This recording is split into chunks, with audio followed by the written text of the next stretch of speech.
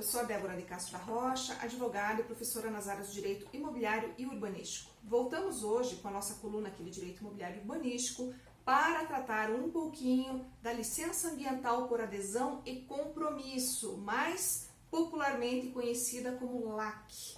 Mas o que seria essa LAC, né? A gente já falou em outras oportunidades aqui do licenciamento ambiental e também, claro, vale destacar para vocês que o licenciamento ambiental, o direito ambiental acaba se conversando muito com o direito imobiliário e também com o direito urbanístico, eis que nós não temos como conceber as áreas sem esse diálogo constante, até porque uma depende da outra, e nesse caso aqui está intrinsecamente relacionado com o direito imobiliário, justamente porque o empreendimento imobiliário, por exemplo, ele vai depender sempre da licença, né? Nós temos que calcular quais são os impactos, enfim, claro.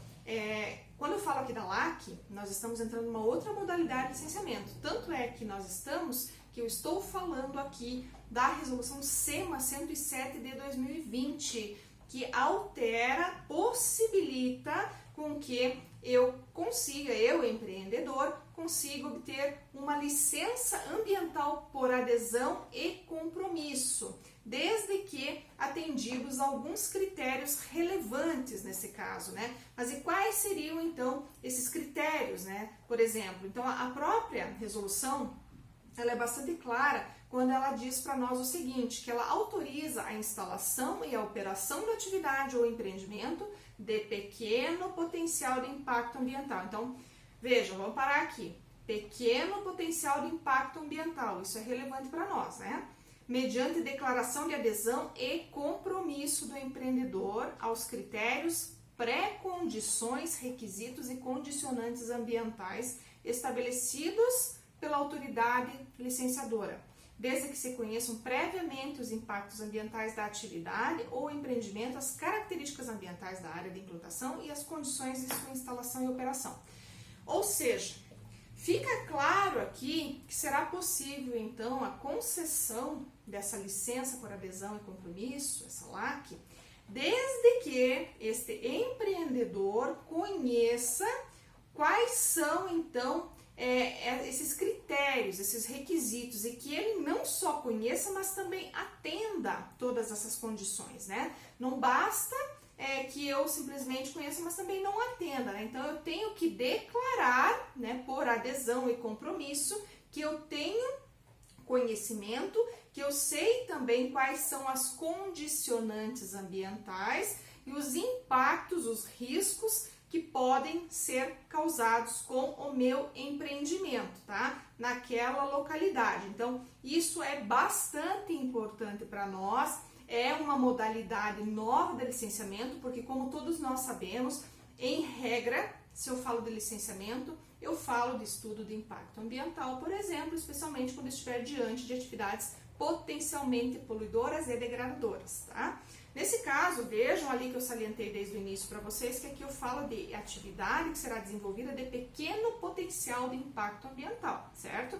Então, eu quero crer que nesse caso, o empreendedor está tratando realmente de uma atividade assim e que conheça todos os riscos inerentes aí à condução desse trabalho, desse empreendimento.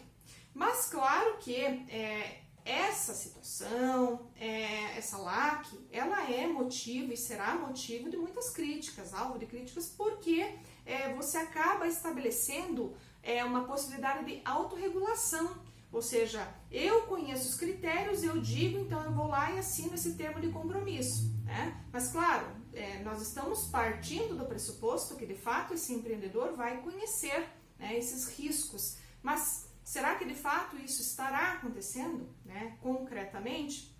Então, este é justamente aí o calcanhar de Aquiles da LAC. Mas, claro, a gente sempre tem aqui o papel de informá-los justamente, né, colegas, sejam ou não militantes na área, interessados no assunto, para que também possam conhecer e até se diante de uma situação como essa, saber quais são os caminhos possíveis para se adotar. Então, essa situação ela é bastante nova. Claro que tem como propósito, então, desburocratizar todo o processo de licenciamento, que, como se sabe, acaba sendo bastante moroso, porque se você depende de estudos que devem ser levados para o agente licenciador, para validação, isso normalmente acaba demorando bastante, ou seja, acaba impactando de forma negativa ali naquele empreendimento, na sua finalização, ou seja, até dependendo da fase você trava realmente, acaba tendo problemas, acaba tendo prejuízos. Então, se eu conto com uma nova modalidade de licenciamento,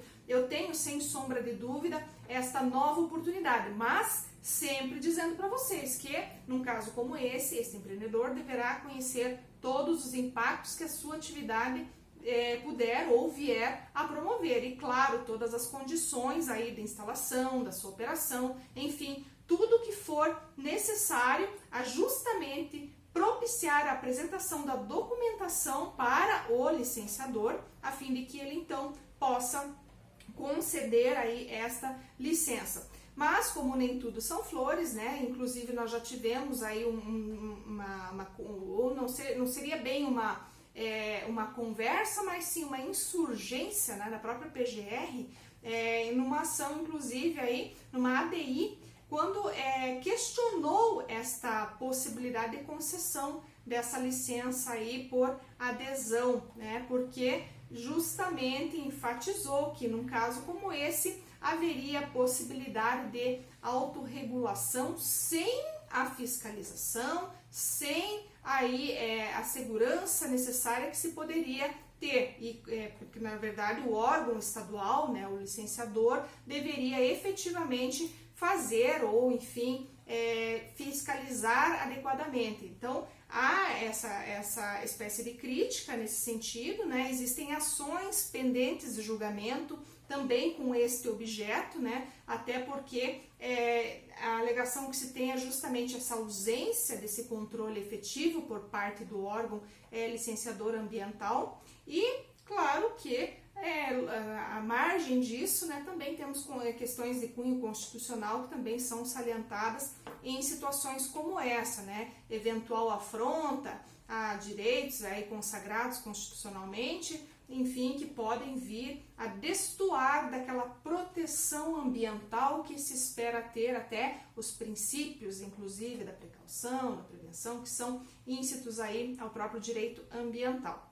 Mas, a par dessas questões que a gente tem a obrigação de trazer aqui para vocês, para que conheçam, né, qual é a discussão, qual é o mote, né, que envolve todo esse apanhado, esse arcabouço aí de legislações e entendimentos, sejam eles jurisprudenciais ou não até, né, de órgãos, nós temos aí a obrigação de trazer sempre a informação para vocês. Então, considerando o que nós tínhamos para trazer hoje, que se pautava justamente nessa resolução SEMA, que é agora recentíssima, de setembro de 2020, resolução 107, então era isso que eu tinha para tratar com vocês e espero vê-los na próxima semana, desejando então que nos acompanhem e sempre estejam conosco aí em nossa coluna de Direito Imobiliário e Urbanístico. Eu sou a Débora de Castro da Rocha, advogada e professora nas áreas do Direito Imobiliário e Urbanístico. Um abraço e até a próxima semana.